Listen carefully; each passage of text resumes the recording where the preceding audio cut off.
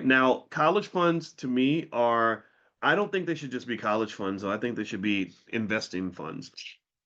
Like, I think you should sort of ask yourself, what happens with this money I don't, if they don't go to college? Because there's a million ways to do well without going to college. College is great, though, but college is not the only path. I know people that get certifications directly from Google and Apple, and then they go into tech. I've seen people learn skilled trades and start amazing businesses with skilled trades. I also know people that have gone to college and spent $200,000 and literally came out with a degree that was worth nothing.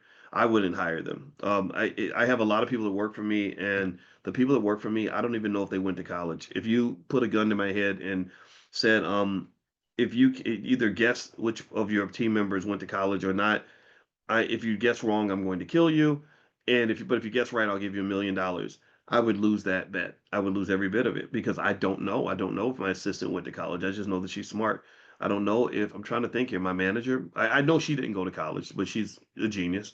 Um, yeah, I'm trying to think about that. I really have no idea what they were doing when they were 21 years old. All I know is what they're doing right now and what they're capable of doing right now. So there's some spaces where you need licenses. Like I know if my lawyer went to law school, I know if my tax person, studied tax and accounting. I know that my accountant is a CPA. Those things I know. Those are important. But when it comes to just that ability to really do the job, I think in some context, having a college degree isn't just it's a little expensive sometimes. It's a little overrated sometimes, and it leads to a little bit of entitlement sometimes. So someone gets a piece of paper and they think that that makes them a more qualified person for the job, and that's just not true. And it's really not true in the age of AI.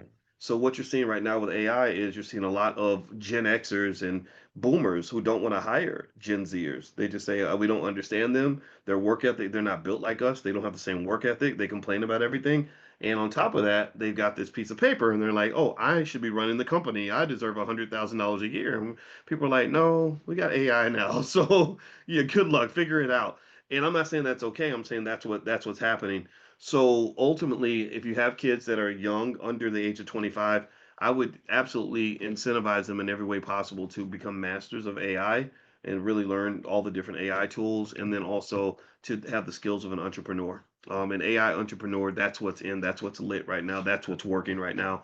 And so many people are going to just get left behind because I don't know what they're doing. Maybe they're twerking or something, but they're not paying attention.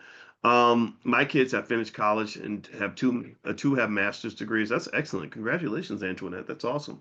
Jen, let's see. I paid the tax. I'm withdrawing from my daughter's 529 to invest it in stocks.